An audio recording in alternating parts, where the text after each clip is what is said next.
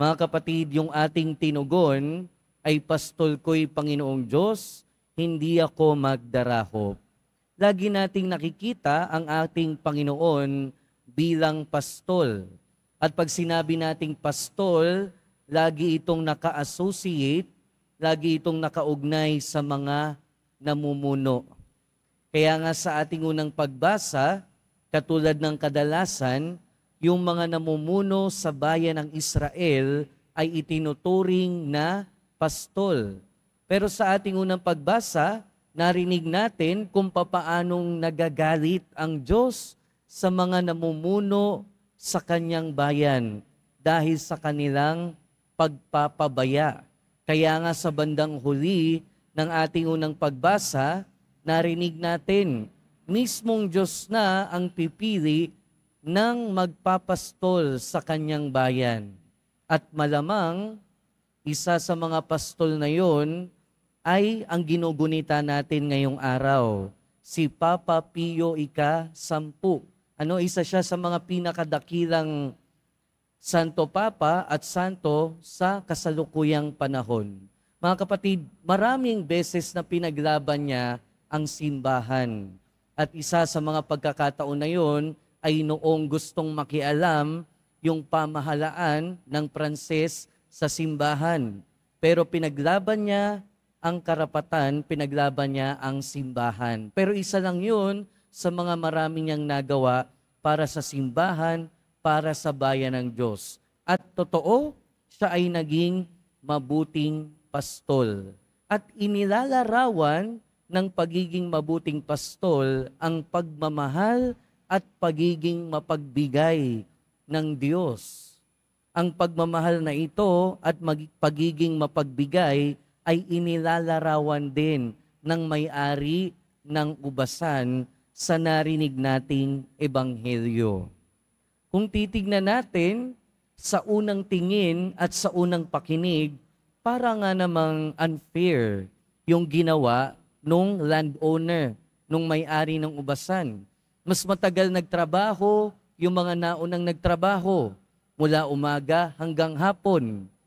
Pero yung mga nahuli, 1 oras lang naman.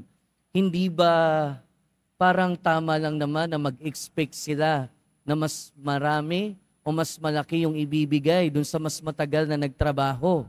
Pero ang totoo niyan, yun lang naman din talaga yung usapan nila. 1 denaryo. Ibig sabihin ba nun na daya sila? Na utakan sila?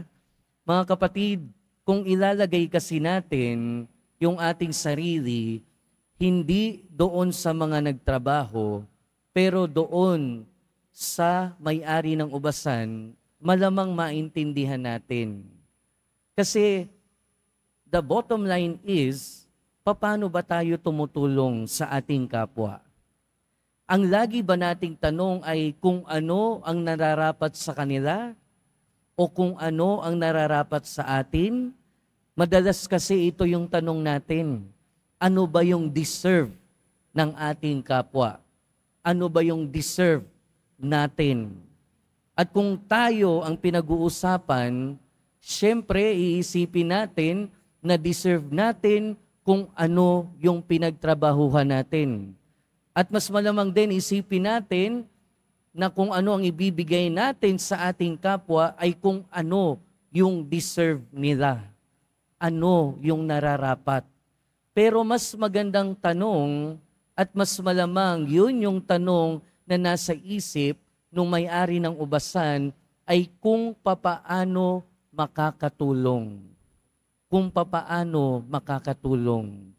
Mula sa kung ano ang nararapat sa ating kapwa, mas magandang tanungin natin sa ating sarili kung papaano tayo makakatulong. Sa umaga, nag-ikot-ikot yung may-ari ng ubasan. Paano siya makakatulong sa kanyang kapwa? Hinire niya, pinapunta niya sa kanyang ubasan. At sa maghapon, may mga nakatayo pa rin, naghihintay ng trabaho. Dahil noong mga panahon na yon, gano'n naman yung mga tao. Yung mga freelancer, kumbaga sa atin, sa panahon natin ngayon, noong mga panahon na yung mga panahon na yon, yung mga nagtatrabaho, araw-araw maghihintay lang sa mga marketplace, sa mga mataong lugar. At doon umaasa sila na hopefully merong mag-hire sa kanila. So imagine, buong araw din talaga silang nakatayo roon. Pero sa buong araw na yon, ang nasa isip siguro nung may-ari ng ubasan ay paano pa rin siya makakatulong. At isa yung ginawa niya, nagpapunta sa ubasan. Pero pare-parehong tulong yung ibinigay niya doon sa mga tao. Pero sinasalamin nito kung papaano mag-alaga sa atin ang Panginoon. Dahil ang pag-aalaga sa atin ng Panginoon ay pare-pareho. Ang pagiging pastol sa atin ng Panginoon bilang kanyang mga tupa ay pag-aalaga ng pare-pareho. Ibig sabihin, hindi tumitingin ang Diyos sa kung gaano karami ang ating ginagawa, sa kung gaano kalaki ang ating naibibigay, pero sa kung gaano kalaki ang ating pananampalataya. Hindi may mga iba sa atin matagal ng mabubuting tao, marami sa atin matagal ng nananampalataya, pero marami sa atin sa bandang huli na ng buhay nila, nagkaroon ng conversion, nagkaroon ng pananampalataya. Pero hindi ibig sabihin nun, yung mga mas naunang naging mabuti ay mas mauunang mapupunta sa langit. Pero at the end, iisa lang naman yung kalalagyan natin. Lahat tayo, hopefully, mapunta sa piling ng Diyos. Pero ang importante doon ay nagkaroon tayo ng ugnayan sa ating Panginoong Hesukristo. Dahil sa Kanyang, hindi dahil sa gawa natin, pero dahil sa Kanyang pagmamahal at pagiging mapagbigay. At inaanyayahan tayong lahat na salaminin at isabuhay yung ganitong klase ng pagmamahal at mapagbigay pagbibigay sa ating kapwa. Na kapag tayo nakakakita din ng success ng pag-unlad ng ating kapwa, sana ang maramdaman natin kaligayahan. Sana ang maramdaman natin kasiyahan para sa kanila, hindi inggit, hindi galit, hindi katulad ng mga nagtrabaho na nauna na sinasabi, bakit sila ganun yung tinanggap nila? Ako nagtrabaho ng matagal. Sana pag tayo nakakita ng success ng ating kapwa, ng pag-unlad ng ating kapwa, ang maging reaksyon din natin ay hindi katulad ng ibang manggagawa, kundi katulad ng may-ari ng ubasan, kasiyahan at kaligayahan para sa ating kapwa.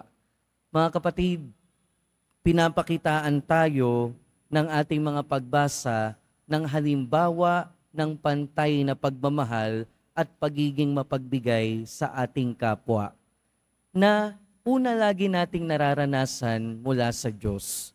Lagi nating tandaan, pantay lagi ang pagmamahal at pagiging mapagbigay ng Diyos sa atin. At nawa, maibahagi din natin yung ganong kapantay na pagmamahal at mapagbigay o pagiging mapagbigay ng Diyos sa ating kapwa.